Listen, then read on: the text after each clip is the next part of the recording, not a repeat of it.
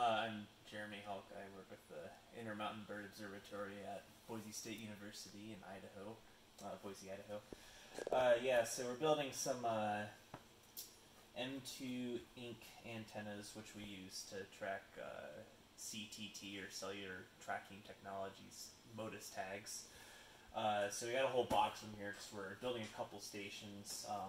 And so usually they'll come individually packaged, and this is the model number 440 6SS.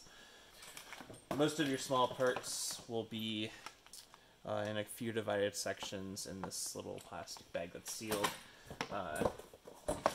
And you'll want to sort of carefully bring out the main pipe for it, and then all the little elements will be wrapped together as well separately. First step, just take the wrapping off these elements. Alright, so you want to cut the parts bag open and find a spot that you can dump them out at. There's a few small parts in here that you don't want to lose. And then I usually will keep the other stuff since the rest of the stuff is kind of at the end. The first thing you'll want to do is all these little plastic buttons. You'll want to stick in these holes. So at one end you have holes for the U-bolt, which is what you'll use to attach it to the mast. And so there's two sets, one if you want the antenna horizontally, or another set if you want it vertically. And so those holes are, it's kind of hard to tell, but they're slightly smaller than the holes for the elements.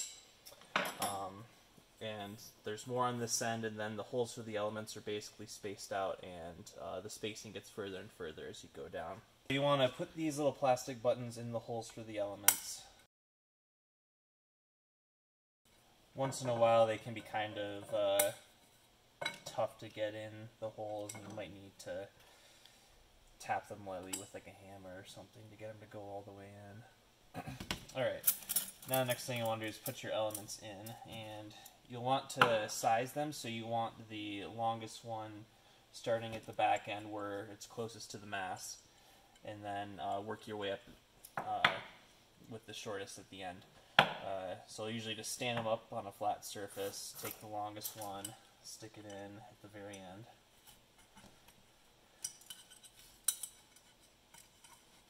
And again, sometimes these can be tough as well to get in there.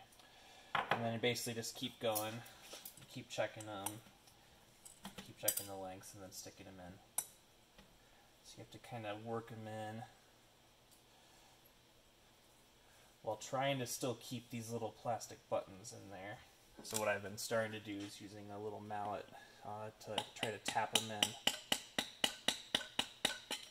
Okay, so basically the idea, once you get them all in, is you want to get them all centered so they're symmetrical, equidistant on each side from the middle. So I've already done the first one. And so what we personally did is we made this little template just on some cardboard that we like to bring with us whenever we make these. So we measured out the distance for each element and sort of marked just some lines for the center tube.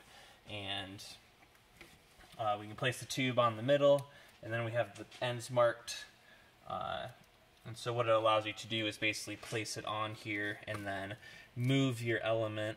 And this one, of course, is going to give me some trouble, but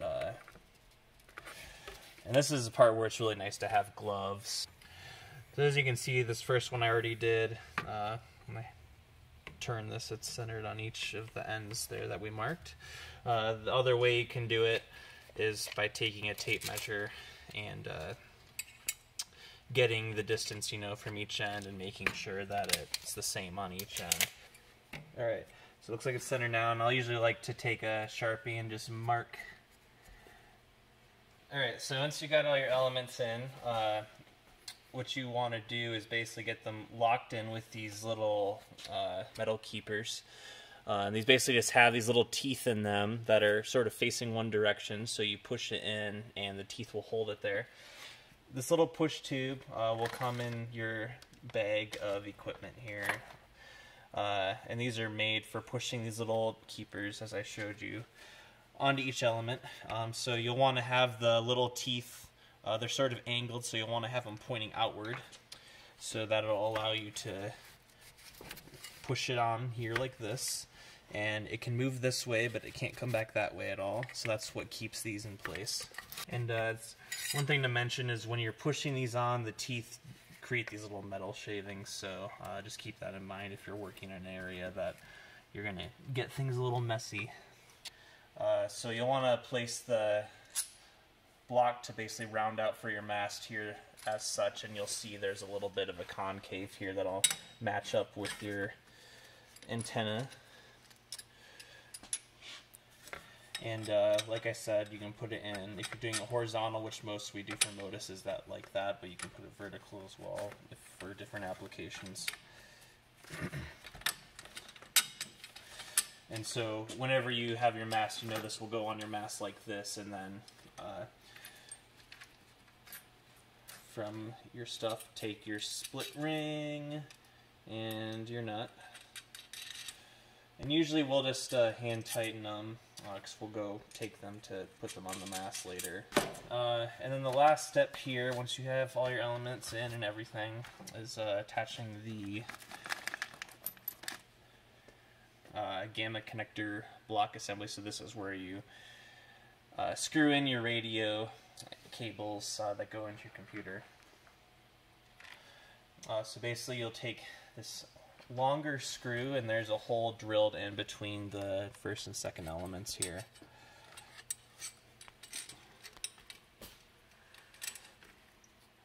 And then the gamma connector has a screw hole screwed in like that.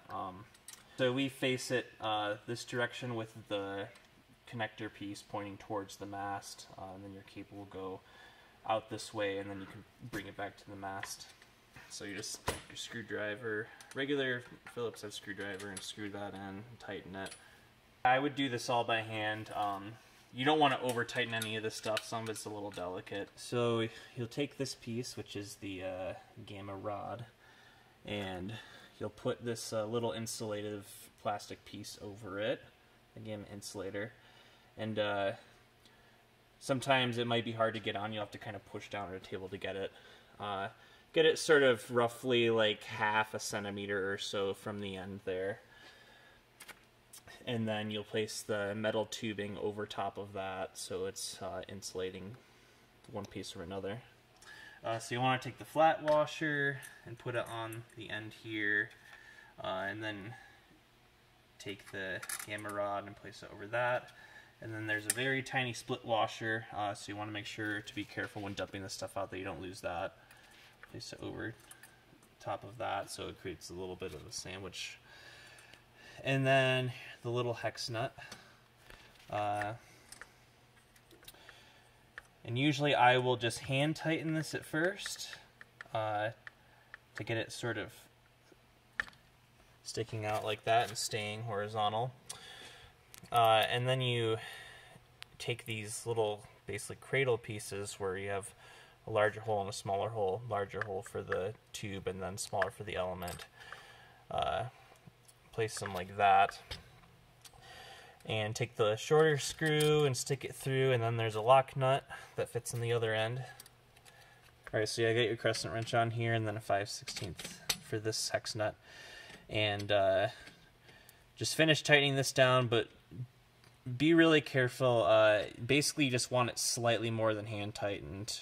If you tighten it too much, these little rods sticking out, the gold piece here, we've broken off a few of them. They're pretty delicate, so just tighten it a tiny bit. Definitely don't wrench on it too hard. And then that is your finished M2 antenna right there.